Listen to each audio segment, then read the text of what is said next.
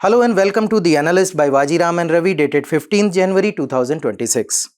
Today we have taken up some important news article from The Hindu and Indian Express newspaper and have segregated our discussion into two parts, that is analysis and simplified. The first article in analysis section is related to euthanasia because Supreme Court is about to give its judgment regarding a plea for passive euthanasia for a youngster who is on a vegetative state since last 13 years. The second news article is related to Section 17A of Prevention of Corruption Act 1988. So Supreme Court gave a split verdict regarding Section 17A of the Prevention of Corruption Act. The topic for simplified section are listed here, which will cover important information related to prelims as well as mains. The topic of analysis section will be followed by two mains practice question, so stay tuned. So the first news article of today's session is related to euthanasia. As Supreme Court has reserved its verdict about a plea regarding request for a passive euthanasia for a young life, only 31 years old, of which 13 years have been passed in a vegetative state. So today, most probably, Supreme Court is going to pronounce its verdict regarding the same. So we are going to cover the topic and issues related to euthanasia in India. It is important from the perspective of GS paper 2 as well as GS paper 4 because we are going to see the evolution of the issue of euthanasia through judicial pronouncements. Then we will also look into the ethical questions revolving around the subject of euthanasia. So let us begin our discussion. The first thing, what is euthanasia? So the term itself founds its origin in the Greek term eu, which means good, and thanatos, which means death. That means good death. Basically, you are hastening of expediting the death of a patient to prevent further suffering. So basically, you are assisting a person to achieve death or to get relieved from the sufferings from any terminal illness or any disease, any condition which is incurable. So this is what the euthanasia means. And now there are types of euthanasia. Some are legal, some are illegal. And then there is variation across the countries. We will see to them one by one. First is the passive euthanasia. What is passive euthanasia means? So a person who is alive just because of some medical support like ventilator system, or let's say the food pipe has been provided. Basically, person is brain dead or in a terminal stage or in a situation where his or her disease is incurable. And that person, that individual is alive just because of the medical assistance. The moment you will remove that person won't be able to survive anymore. So that is what the passive euthanasia is. You will withdraw all those systems because now an expert panel has decided that this person is not going to improve the situation. This person is not going to come back to a normal life. So it is better to reduce his or her suffering by hastening the death. This is what the passive euthanasia means. Active euthanasia means you are actively assisting the death. So you are administering some drugs, some injections or some medicines so that death can be achieved. Now in India, passive euthanasia is legal while active euthanasia is not. It is still considered as a case of abating the suicide. So active euthanasia is not legal in India, passive euthanasia is, and active euthanasia is treated as abatement of suicide, and the prosecution will be done under the relevant articles like IPC and BNS, BNS 108 and IPC section 306. The matter will be prosecuted under that. Now based on whether you have given a consent or not. So based on that, there are two types of euthanasia, non-voluntary and voluntary. So in your lifetime, you were in a sound state of mind, you yourself given a will or you yourself has given a direction that in certain condition, in certain situation, or in present situation, I am ready, just withdraw the medical support or administer the drug to hasten the death. So that is voluntary euthanasia, that you are volunteering for it. Non-voluntary euthanasia means you are not in a state to give your consent. So let's say you are in coma. One person is in coma. So in that condition, that person is not able to give his or her consent. In that condition, the next to kin, the close family members, an expert panel will decide whether to give consent or not. So that is non-voluntary, because subject, the patient himself or herself, is not able to give the consent. A very rare situation comes in where it is called involuntary euthanasia. Now consider a case that a person undergone an accident, an unfortunate accident. Now that person himself or herself is not able to understand whether they should be taking up or continuing the treatment or not. But family and doctors are very certain that this person is going to suffer more and more. Treatment is not going to help, things will worsen, and ultimately this person will die because of the sufferings. In that case, the person who is not privy or not in a condition to think about whether he or she should be continuing, so basically, alternatively, the person is ready to live, ready to fight. But everyone else knows that this is not going to help. In that rare case, it becomes involuntary euthanasia, where a person is ready to live, but others, by assessing the situation, are giving the permission for euthanasia. Now, another concept, that is assisted suicide. You cannot call it euthanasia per se, but it is a related concept. In this, a medical practitioner, a medical professional will provide you with tools, basically the drugs, medicines, injections, so that you can end your life in certain situation. Now, this is legal in Switzerland. Okay, so that is why sometimes Switzerland is often being termed as venturing into or promoting the suicide tourism also, because many people go there, it is legal there. So those who want to end their life without much of a hustle, they will simply go to Switzerland, follow up the documentation, and the doctor will assist the suicide, or you can say the euthanasia, or taking the life. So that is legal in Switzerland. India, only passive euthanasia. Countries like Netherlands and Belgium, they allow both active as well as passive. So is the case with Australia. So different countries, different rules. But in India, it was not a constitutional gain or constitutional principle.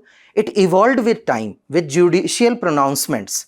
So what were they? First was Gyan Kaur versus State of Punjab, where Supreme Court, where the court simply denied the fact and did not consider that Article 21, that is right to life and dignity, that it also covers right to die. So court said that no, right to life under Article 21 does not include right to die.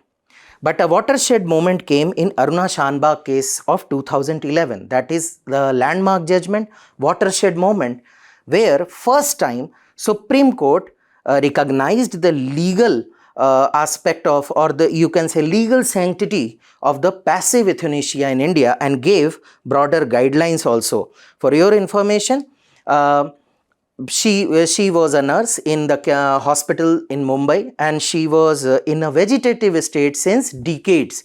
So there was a huge debate over her condition, and people and social workers were trying to achieve the pronouncement in terms of passive euthanasia, but due to illegality in India, before this judgment, it was not possible. Only after this judgment, this happened, and she was relieved from her pain and suffering. Then came Common Cause versus Union of India case of 2018. Here again, specifically Supreme Court said that it recognized right to refusal of medical treatment. So first time it recognized that you have right to get treatment as well as you have right to refuse for a medical treatment. That means you have right to die with dignity. That is, it further broadens the Article 21 and its scope. So it recognized living wills and advanced medical directive. So what it is? So in your lifetime, in your sane mind, in your normal kind, you can create a will by following certain compliances that we will cover later. So you can create a will where you can give a directive that in a certain circumstances, you are giving permission to withdraw all kind of medical support. So all these things, but procedure also was established, and later in the same case, Common Cause of India, Common Cause versus Union of India in 2023, Supreme Court further refined the guideline. What were the guidelines? First thing, any adult who has a decision-making capacity may issue a directive that life-sustaining treatment may be withdrawn at certain point and certain stage. So it is kind of your will. You are creating a will, but this will cannot be random. It should be executed in the presence of two witnesses and authenticated by a judicial magistrate of first class. Then, if you have created this will, if certain person has created this will, and that person unfortunately reaches to that stage, then the treating hospital will create a hospital level review committee. So primary medical board will be constituted, where 3 senior physicians will assess the situation, whether this thing can be cured or not, whether we need whether the last resort is passive euthanasia or not. All this assessment. Then a second layer of assessment, that is independent medical validation. That committee will be created by CMO, that is Chief Medical Officer, and that secondary medical board will assess the first report and overall the situation. So twofold assessment. Then the JMFC, that is Judicial Magistrate, will verify the genuineness of living will and concurs with the medical finding before permitting withdrawal of life support. Now, in case, like in this particular case which we are discussing right now, this person fell from a balcony and he went into coma. Now, in this case, will is not there. What will you do? In this case, your family, next of kin and treating doctor may seek permission through the same two-tier medical review mechanism, that is at hospital level, then at review level, that is CMO level, followed by judicial oversight, and that is what the case is. In this case also, the living will was not present, so this process was followed, and now Supreme Court is going to give its judgment. Now coming on to the next thing, that is, what is the ethical debate? It sounds good. It sounds very nice that if someone is suffering, somebody is facing the pain, and in all certainty that person is going to lose his or her life. What is the point in keeping them alive? But there is a debate. There is a debate. There are arguments against the euthanasia. And so is the case, arguments are in favor. First argument is bodily autonomy. So every time, whenever we talk about progress, growth of any sector, we talk about education sector, we talk about research sector, we talk about women right, we always talk about autonomy, because this is the cornerstone of human dignity, that one must have the agency to decide about his or her bodily autonomy, and this is what it is. So euthanasia is kind of respect for patient's informed choice. So one can take decision whether they want to live or not. So it is about giving them autonomy. Another reason in favor is dignity. So it is the debate of quality versus quantity. So is it right to live your life just in numbers, or there should be a quality of life? I am not talking about every general life. I am talking about a person who is suffering from terminal illness. So that would be an unfortunate situation where you are facing day-to-day sufferings. You are under immense pain. So whether the only objective is to that you are living, you are there, you are to be seen, you are to be felt, or there should be a quality of life. So in this euthanasia case, it gives a dignity. It gives a dignified life, a chance to have a dignified life where one can avoid prolonged and meaningless sufferings. Then comes the concept of beneficence. What is it? It means, if you will see the crude meaning, it is like charity. So on part of doctor, on part of family, what is charity? Charity is reduce pain, help someone, and that is what act in patient's best interest. And what is the interest?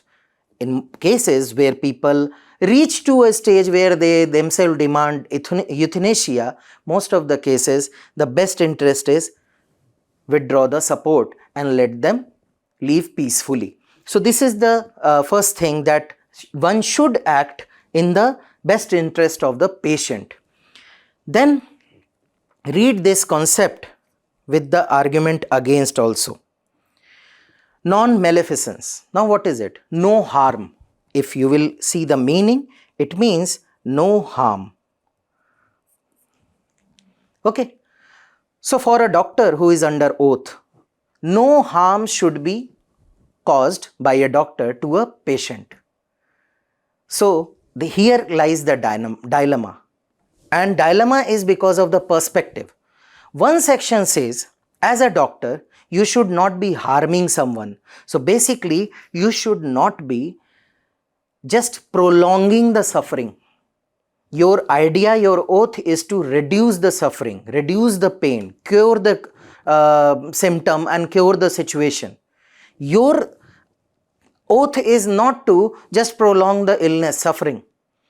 So idea is no harm. So here, from one perspective, you cannot cause any harm. You should not cause any harm. So in this case, harm is futile life, futile treatment. You are just treating the person is suffering. You are raising the bill. You are giving them medication. Person is not improving. Person himself or the family themselves want to die. The condition is that from one perspective, you should not harm the life. You should respect the dignity of life. That is why euthanasia should be allowed. On the flip side, argument against it says, the second side of doctor says that my oath is to save the life. How I can take a life? That is how I can cause harm. So non-maleficence theory, principle, it acts both ways. It is just about perspective, whether you want to cause no harm by reducing the suffering, or you want to cause no harm by deciding not to take life. Then one more argument. In many cultures, in several cultures, I can say in all the cultures, the sanctity of life takes the primacy. Okay, it is considered sacrosanct. The life form is considered sacrosanct and it should be preserved at any cost. And that is why some say it is given by God, it is creation of God. We should not be taking decision to end this. So life should take its own course. That is what the principle is, derived from various culture. So those school of thought, they argument against euthanasia, while some say that this is a slippery slope. So anywhere in the world, whenever you will come up with some good thought and some good legal mechanism or some good procedure, you will find a section of population who is ready to grab the opportunity, committing the corruption, doing the arm twisting, using coercion. So recently you might have read in newspapers also the insurance scam, where a tool which was created to protect patients became the cause of death of those patients just to have money in their name.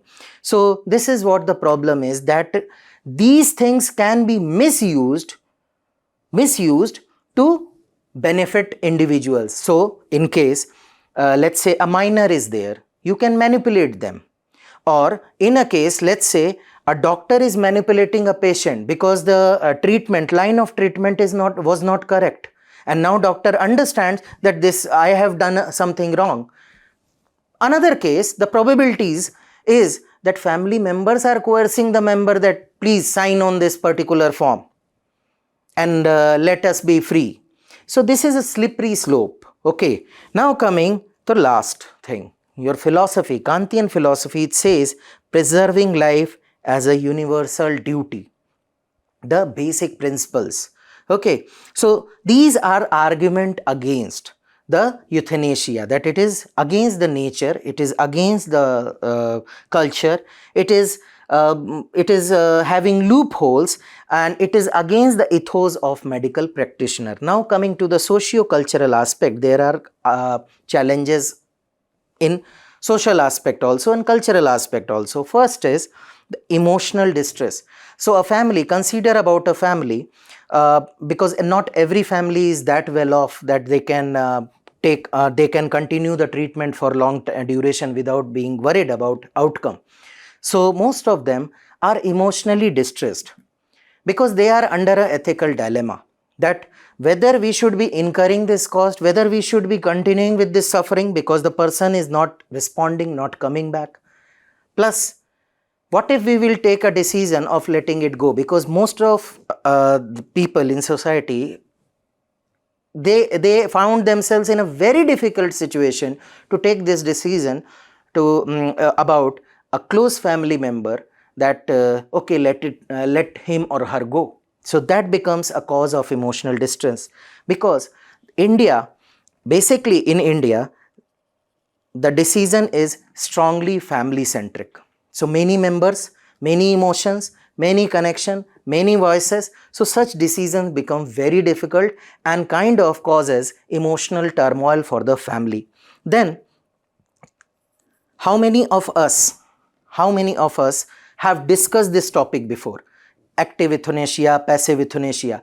So this voluntary death as a subject itself is a very new concept and unknown concept to the larger chunk of the masses. So if you will go and talk about it in your villages, tier 2 cities, or even in the metro cities, most of the people, you will get a very weird response from people that what kind of talk that this person is doing. How one can give this validation of taking his or her own life. So this topic itself has this cultural barrier. Now, as I have told, risk of coercion and in poor and elderly patient, basically not just elderly, every marginalized patient who is vulnerable can be coerced into giving assent, and what looks like euthanasia may become involuntary suicide, or you can say killing, where person was not ready but you by certain coercive methods agreed, make him or her agree. Then comes the issue of doctors themselves. First thing you saw, that ethical dilemma, whether causing harm or no harm. Then there is no certainty. Many a times we have heard or doctors have told that this person is not going to recover, and certainly in some cases people bounce back. So there is an uncertainty. You cannot be 100% sure that this is going to be the future of this particular patient. In that case, how a doctor can sign on a paper with all certainty that no, this is not the fit case? So 99% cases they can do this. But what about those 1% cases? What about just you have seen the process, judicial magistrate, member, then Supreme Court, then this court, that. What if anywhere things go wrong? Then fear of litigation, and then an overall emotional burden that whether to keep the oath or to ditch the oath or to change the perspective. Lastly, as I have told you, awareness is very low among the citizen. Not many of us know about this legal prospect of our system, that this is something legal. We consider it something which is not present or illegal, and that is what the major problem is. So these are the issues around euthanasia. Now what could be the way forward? First thing, expand palliative care integration. So what is palliative care? It is care which is psychological and emotional. So rather than going for euthanasia, one can go for palliative services. They can ensure, they can integrate, they can expand, they can strengthen this. So this will reinforce comfort and dignity. Second, coercion, the again safeguard against coercion. So you need to introduce compulsory psychological assessment, counseling, and reasonable reflection period to confirm that decisions are voluntary and free from external pressure. Because once time is given and dialogue is there, one, if somebody is under coercive pressure, they may end up telling you the truth. Then institutional capacity, because this concept is not that prevalent, not everyone know about this, including the practitioners. So doctors, ethics committees, judicial officers, and everyone should ensure consistent and human implementation.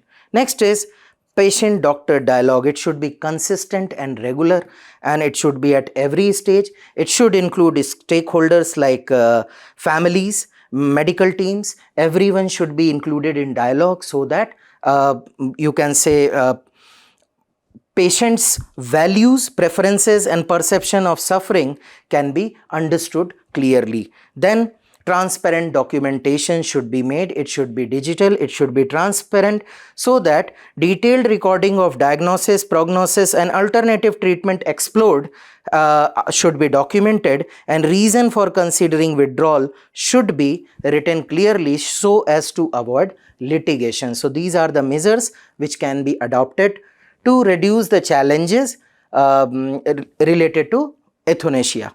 Now coming to the practice question. Passive euthanasia in India is a judicially evolved right rather than a legislatively enacted one. Discuss the statement while highlighting ethical and socio-cultural imperatives around the issue. 250 word, 15 marker question. Try to attempt it. The next news article is related to graft law, basically Section 7A of Prevention of Corruption Act 1988.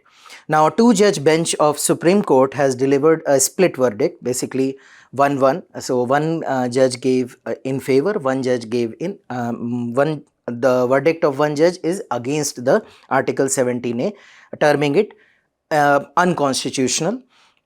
And there was a petition checking the constitutionality of this section 17A. And from your examination perspective, polity and governance, this topic is important from the perspective of role of civil services also.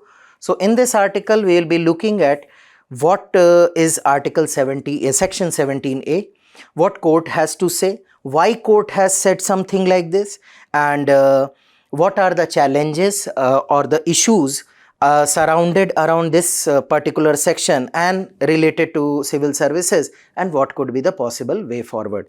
So first thing, we are discussing 17A. So please pay focus on one thing. What is the issue?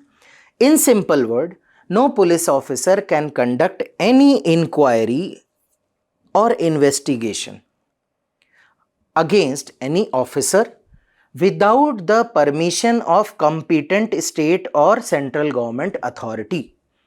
This is the this is what article says. And read this line. Offense is relatable to any recommendation made or decision taken. Recommendation made or decision taken. So this is the criteria, that any offense related to recommendation made or decision taken.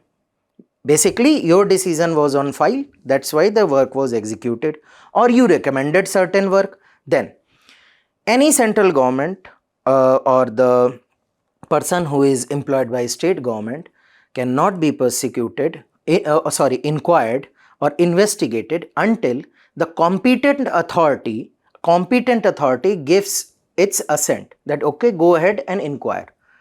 Until then, no police can investigate. Now, this was the constitutionality of this particular section in Prevention of Corruption Act was under scrutiny. Now, what did judges said? The split judgment.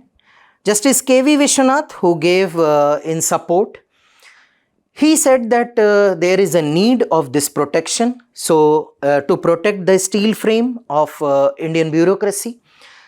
How?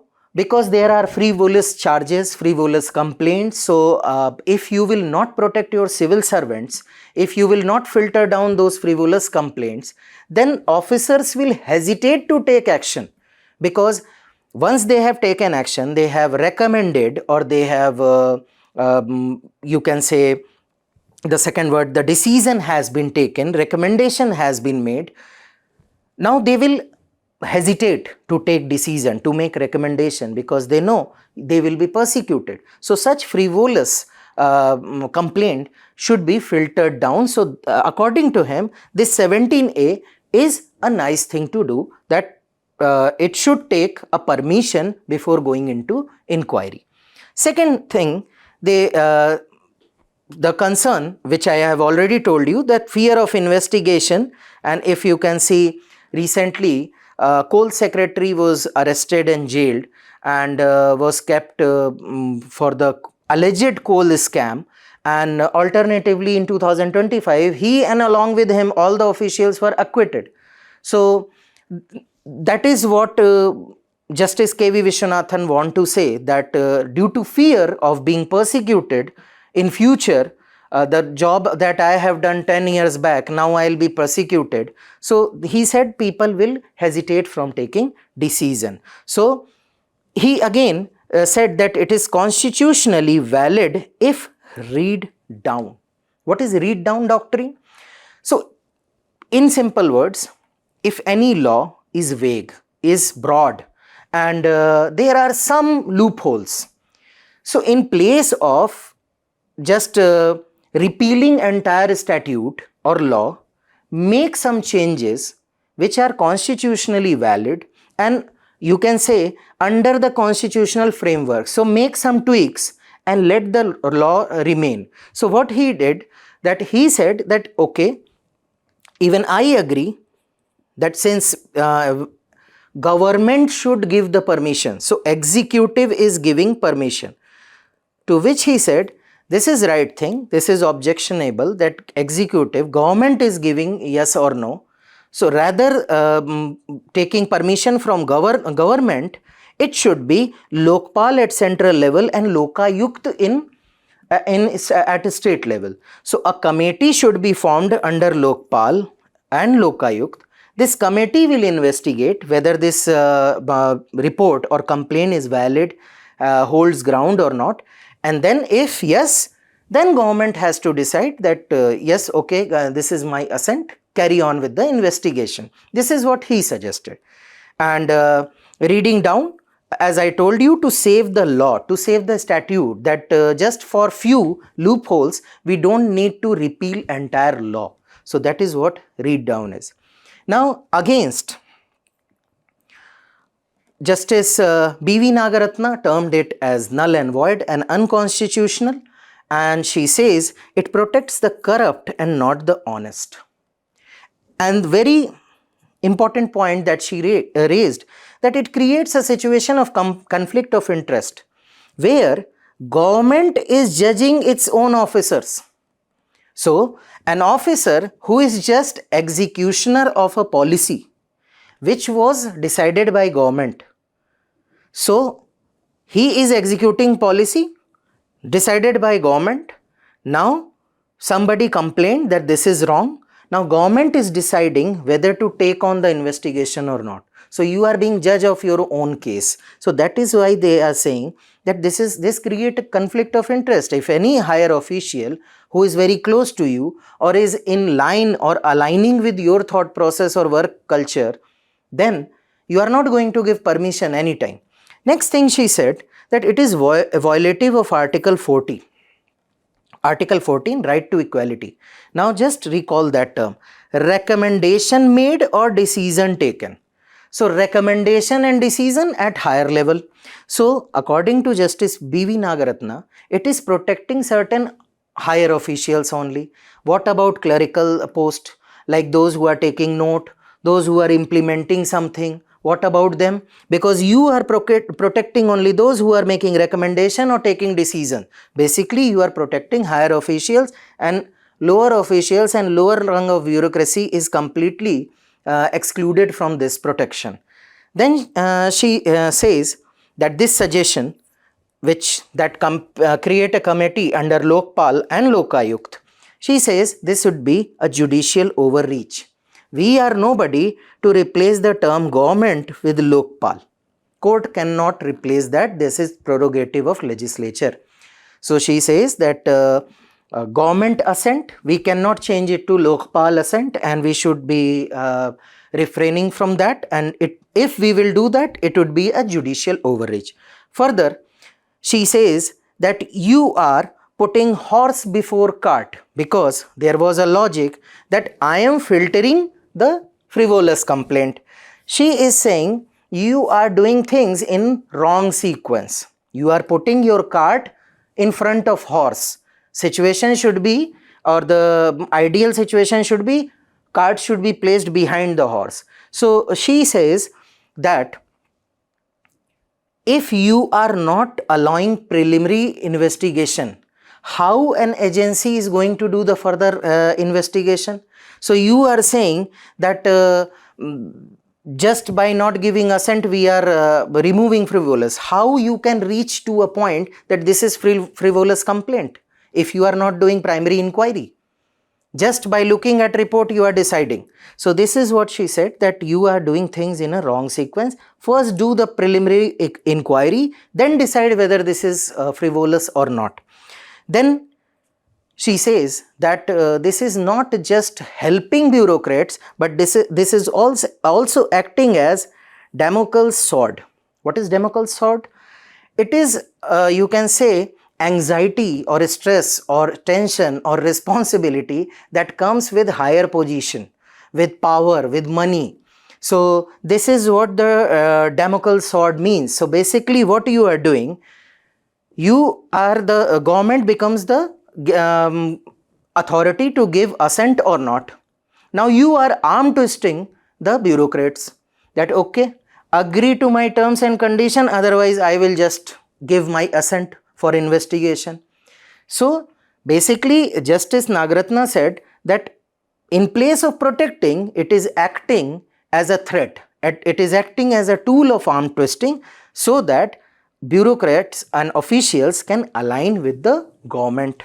Next, she says it is an old wine into a new bottle. Why old wine? Because already there were two cases where section 6A of Delhi Special Police Establishment, that is DSPE Act, was termed constitutionally null and void. Now let us see those two cases. One is Vineet Narayan versus Union of India 1998 case. So this was a 3-judge bench which struck down an executive order that required CBI to seek permission before investigating officer of rank of Joint Secretary and above. Second was Subramanian Swamy versus CBI, where this 6A, which she termed old wine in new bottle, here you can the same protection was given to central government officials of level Joint Secretary and above. So she is saying you are serving the same thing. Already court has twice pronounced that this is unconstitutional. Then why you are rephrasing and coming back with it? Because 17A was included in 2018. So again, according to Justice Nagaratna, you are challenging this, challenging the previous judicial pronouncement also. And since both were unconstitutional, they apply squarely to this. This is also unconstitutional. While Justice Vishwanathan has to say that those two pronouncements were where unconstitutional were declared, article in this section 6A, because there was a discrimination, clear-cut discrimination. And he said it clearly mentioned protected officials, Joint Secretary and above. So clear discrimination was there. So first reason was this, due to this violation of Article 14, it was struck down. Second, he said that the major concern for Vineet Narayan and Subramanian Swamy case was that executive is deciding its own case. So that is what he is suggesting, that take this preliminary investigation to Lokpal and Lokayukt.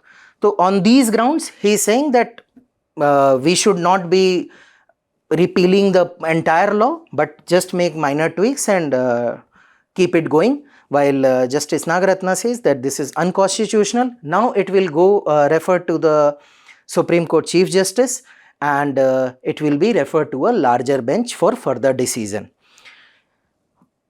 Now, entirety of this case, if you know the basics related to civil services, the basic work of a civil servant is keeping neutrality while implementing the policy. So basically, a neutral policy implementer he is. Second, he is advisor to political executive. Now, the major challenges that they face is political pressure to align with their policies or the mandate or the ideas or the plans. Second, retrospective scrutiny of decision, as I have told about the coal secretary recently. Then, criminalization of policy decisions. So, policy decision, whenever there should be a difference, intent should be there. So, if a person is judging a situation, based on that judgment, a policy is created, curated or implemented.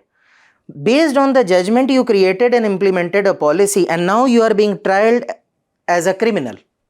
Judgment cannot be treated as a criminal offense. So that is what the issue, that whenever the policy decisions are in the court or in the investigative agencies, it is being treated as a criminal offense.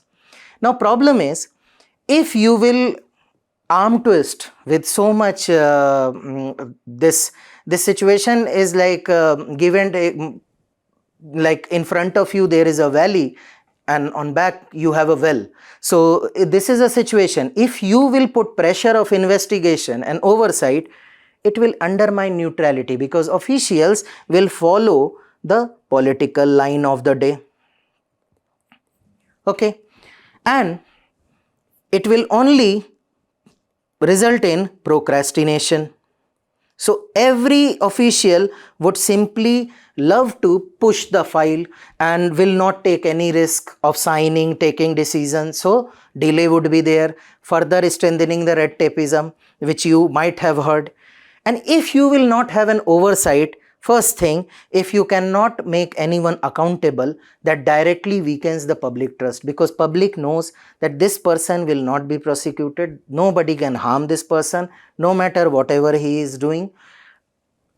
They are going to remain, they are going to do this with impunity, and that is what comes within also in the officials.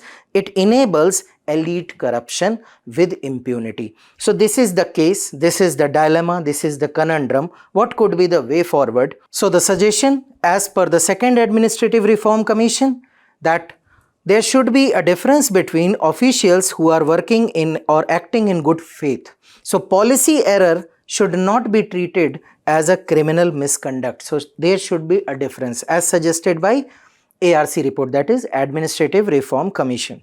Santhanam committee says that independent and strong investigative agencies should be made or created to deal with corruption. Executive interference in investigation must be avoided, and prior sanction requirement should not obstruct or delay investigation. Similarly, Law Commission in 19th and 21st Law Commission report has specifically said that prior sanction is justified only at the prosecution stage. It should not act as a hindrance in inquiry or investigation stage. Further, it should not be misused to delay or frustrate anti-corruption proceedings. Similarly, in its 21st report, it says that it has become a protective shield for the corrupt, and it should not turn into one. Secondly, it says that it should have a time-bound decision, the investigative body, whatever it is, it should have a time-bound decision whether to give the sanction or not. Further, it emphasized that corruption laws must balance administrative efficiency and public accountability. So a balance should be maintained. It should not be detrimental to the moral or the or you can say efficiency of officials, simultaneously it should not give them impunity to commit corruption at will. So based on this, there is a practice question that section 17A of Prevention of Corruption Act has remained a matter of debate on balancing protection of honest civil servants with effective anti-corruption mechanism. Examine the statement in light of the recent Supreme Court judgment. This is a 15 marker question of 250 words. Try to attempt it. Now the first topic in the simplified section is related to futuristic marine and space biotechnology. Now, in order to achieve the sustainable economic growth, along with sustainability in environment, along with maintaining the food security, along with providing job, along with the economic and overall inclusive development, space and marine tract, or the you can say landscape, is the new venture where India should be investing into. So this article talks about marine and space biotechnology, important from the perspective of GS paper 3, and we will cover what this article largely talks about and what are the schemes that this article talks about. So first thing, it says that space and marine biotechnology research focuses on using underexplored environment, which is deep ocean and outer space. So marine biotechnology application of marine focuses on the study and application of marine organisms such as microorganism, algae and other ocean life. Now what it explores is, it explores bioactive compounds, enzymes, biomaterial, food ingredient and biostimulants. And why it is valuable? Because see, marine, whatever exploration you are doing in marine or space environment, these both environment are, you can say, environment which are working or operating under certain pressure. Like in space, you have microgravity and cosmic radiation. In marine environment, you have this adaptation under high pressure, high salinity, low light and nutrient deficient environments. In certain tracts, it is almost absent. So it is not just about exploring new things, but also how these things or these entities or these you can say fields or these organisms are being evolved in certain pressure environment, certain environment which are not that conducive. That learning will help you to develop the agriculture or the production of different products in normal environment and some constraint environment also. Further, why India needs this and why there is need to have, because of the dependence on import. So if you will see, domestic production of marine biomass is hardly 70,000 tons and mostly it is being imported. Seaweed oriented components are being imported. So as you know, India has a huge exclusive economic zone of around 2 million square kilometer, which is underexplored, or you can say unexplored practically if you are looking at the quantities. So it is underutilized potential, and global marine bio output, if you will compare it with China and USA, who are investing hugely, is very dismal or very low. Then you need to have a food security in and marine resources are very good source, not just fish and other food product, and they can provide alternative protein sources. Plus once you are exploring, once you are getting apart from there, you are reducing pressure on land, fresh water and conventional agriculture. Simultaneously, this is in line with your idea of blue economic push. What is blue economic push? That is sustainable economic growth through marine life. So you are maintaining the environmental sustainability, you are also maintaining the economic sustainability. So that is what, and the driver is marine environment. This is what blue economy, and this perfectly aligns with that if you are investing in marine biotechnology. Similarly, you have a long-term space ambition. You are recently just PSLV launch was there, and in future you are planning to go to moon, Mars and space station, everything. In that circumstances, you need to have your own research, that how how these things are working, how life support system, safe food production can be ensured, how human health under microgravity and radiation can be maintained, and certainly after all these learning in the extreme environments you can replicate them on earth, which has much better and conducive environment. So you can also find alternative methods to work under extreme environment. Further, there are targeted initiatives like Deep Ocean Mission and BioE3. And also ISRO is taking up the microgravity biology program. So it is not that India is not doing things, but certainly not at a scale at which the Europe is doing, at which the China is doing, and a scale at which USA is doing. So basically, article talks about why we need to expedite our exploration and why we need to increase the exploration. In that sense, two major missions have been discussed in the article: Deep Ocean Mission and BioE3, which means biotechnology for economy, environment and employment. Both these program, first is the Deep Ocean Mission under Ministry of Earth Sciences, while second one is Ministry of Science and Technology. And core objective is the Deep Ocean Mission to explore deep sea resources. Focus area is polymetallic nodules, manned submersible and underwater technologies, and deep ocean biodiversity and ecosystem studies. And strategic significance include India's blue economy, which we have already discussed, while BioE3 is a new initiative relatively compared to blue, and it promotes a high value biomanufacturing using advanced biotechnology. And this is focus area would be bio-based chemical, material, energy and health product. Sustainable and climate friendly industrial processes will be developed, and aim is to enhance economic growth, environmental sustainability as well as job creation, that is employment. That is BioE3, environment, economy and employment. Moving to the second article, that after seed vault, an ice vault has been created. Seed vault was created in 2008 in Norway, and again important from the perspective of science and technology as well as environment conservation, as scientists have created first repository of ice cores. So basically, like you might have learned in geography that the magnetic polarity of Earth is being freezed or is acquired by the rocks of that time. So if you will study rocks of certain time, you will find what was the whereabouts regarding the magnetic field. Similarly, these ice cores are also acting as a preserver of the pollutants or the chemicals or the gases or the temperature of that particular time.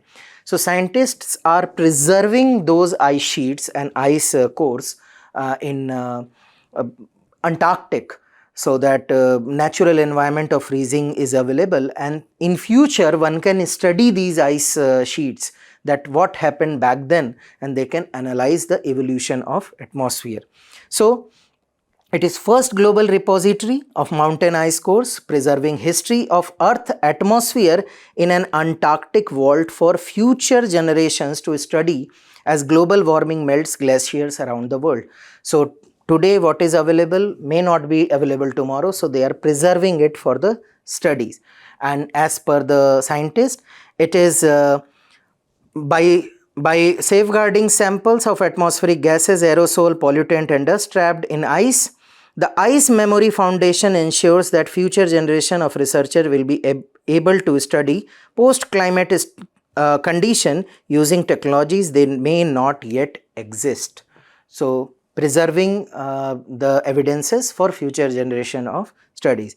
Now, from your examination perspective, it was launched in 2015, consortium of research institute from France, Italy and Switzerland, and it preserves climate record stored in glaciers. So these kind of cores they have created, and they are preserving these cores, and they are preserving it in Antarctica because of the low and stable temperature, and which will ensure the preservation till many years, many millennium, and you can read it later.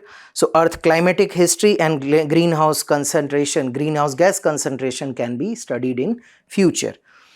Now, point from your seed, just for the revision purpose, the seed vault, it is located in Svalbard archipelago, Norway, and situated roughly midway between the North Pole and mainland Norway, and it is a backup facility for crop genetic diversity. So maybe because like animals, the crops and flora and fauna, they all have a tendency to extinct due to changing atmosphere and all those. So to have this backup of genetic diversity, they have created this vault in Norway. It was established in 2008, and aim was simple: to global crop genetic material, and model is duplicate seed samples from global, national and regional gene banks are being stored. Who can access this? Those who are depositing. So if India is depositing, India can access. So it is kind of black box condition. Only depositor can access or withdraw the seed. It is not that you have deposited, somebody else is enjoying the fruit of it. So one who will deposit can have access. So around 4.5 million crop variety can be stored. So basically humanitarian purpose, international system it is for plant genetic resource conservation, guided by Food and Agricultural Organization. After this ice vault is created in Antarctica. Moving on to the next topic, it is related to Chamber of Princes, because Commonwealth speakers meet, or the presiding officers of various parliament in Commonwealth countries are going to meet in historic Library Hall of Old Parliament, and which was house to Chamber of Princes also. So from your perspective, GS paper 1 history, it is important, and we will cover the details related to this historic place. Already you might have seen question about the parliament and its inspiration from a temple in Gwalior. So that's why we are going to cover the important information that is mentioned in the news. So this library hall, parliamentary library, it served several purposes. First thing, it served as a chamber for the princely state, chamber of for the princely state, which was known as Narendra Mandal. Okay, so it was named as Narendra Mandal, and chamber to issue where princely states could raise issues and demand in front of crown. Further, it was also termed as it was also used as office for Supreme Court after the independence. So Supreme Court functioned from that chamber from independence till August 1958. So around 18 years Supreme Court functioned from this library only. So from your prelims perspective, the Narendra Mandal, which was established in 1920, part of the Montagu-Chelmsford reform, which came in 1919. First meeting was in 1921 and created by Royal Proclamation of King Emperor George V. It had a membership of 120 members, but not all princely states were represented. Major and some small, like some small states were represented, but minor princely states were largely left out, and that is why it is not representation of entire in terms of entirety. Some princely states represented themselves. It was presided by Viceroy of India, and first chancellor who is representing the Indian princes was Maharaja Ganga Singh of Bikaner. And it was only a discussion body, it was not a decision making body. So it had no authority over internal administration of princely state. It was barred from discussing issues related to existing rights and privileges, and functioned strictly as advisory body. So it continued till 1947, and as you know, from after the independence, for around 18 years, this library hall became the office for the Supreme Court of India. The next news article is related to harvest festival, that is Pongal, Makar Sankrant and Bihu, which is celebrated in Assam along with Lohri. So these harvest festival, there are several harvest festival in India celebrating the post-harvest season or pre-harvest season in different months of the year. So Prime Minister extended his wishes to nation for Pongal, Makar Sankrant, Lohri and Bihu. And that is why from prelims perspective, the cultural aspect and festivals are important. So we have covered some festivals which are related to harvest season of India. In January, Pongal in Tamil Nadu, kind of thanksgiving to the abundance to sun god and for agricultural abundance, and it is kind of again a harvest festival celebrated for around 4 days. Similarly, Makar Sankranti, same time in January, mid-January, pan-Indian but largely being celebrated in northern parts of India along with Gujarat, Maharashtra and Karnataka. Uttarayan, again as the name suggests, Uttarayan, that is northward, Uttar, north, a northward movement of the sun. So with this marks the northward. Now onwards the sun will move in towards the northern hemisphere, that is towards Tropic of Cancer. But as the name suggests, Makar Sankrant, right now it is entering into Capricorn. So astrologically if we can talk, so Capricorn, that is why Makar in Hindi, so Makar Sankrant. So now northward movement start. Similarly, Lohri, a harvest festival in Punjab and Haryana, and similarly Magh Bihu or Bhogali Bihu is a festival in Assam, which in again Bhogali, where Bhog is being presented or community feast is conducted, where people for the first time they will cook and eat their harvest. So these are the festivals in the month of January.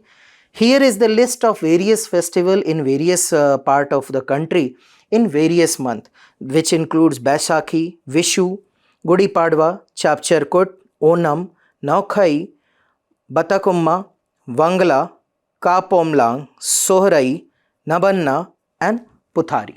So these are the festival of various states being celebrated in various harvest season, post-harvest, pre-harvest, but largely related to the agricultural or agrarian communities.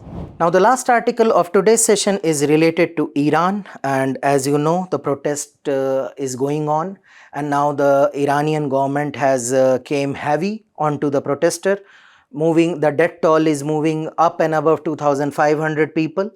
And simultaneously Mr. Donald Trump is beating his war drum, and he is warning Iran that they will come for the support of the people, for the protester, and they can attack. In light of this, India has also released advisory and has advised its citizen not to visit Iran, and those who are in Iran, they should immediately evacuate. So places in news are pretty important theme from the UPSC perspective. So what we are going to cover, we are going to cover the Iran from geographical perspective. So country in the Middle East and bounded by Caspian Sea in the north and Persian Gulf and Gulf of Oman in the south, which is connected by Strait of Hormuz between Iran and Oman. If you will talk about the bordering country, Pakistan, Afghanistan, Turkmenistan, Azerbaijan and Armenia, Turkey, Iraq. Please be careful, Kuwait and Georgia are not the bordering countries of Iran. Important mountain ranges include Mount Elbrus, which is the northernmost bordering Caspian Sea. Moving further, there is Zagros mountain, which borders the Persian Gulf and border with Iraq. So the southern boundary, Zagros, northern boundary, Elbrus. There is very important lake largest lake in the Middle East, Lake Urmia. And why it is important? It is also shrinking due to overuse, due to deficit rainfall, due to construction of dams. Lake Urmia is the largest saltwater lake in the Middle East and sixth largest lake worldwide. Just near to it in Turkey, you have Lake Van. So on Iranian side, Lake Urmia, and on Turkey side, Lake Van, which is second largest lake in Middle East. Moving further, it has two very important desert, that is Lut, Dast-e Lut and Dast-e Kavir. So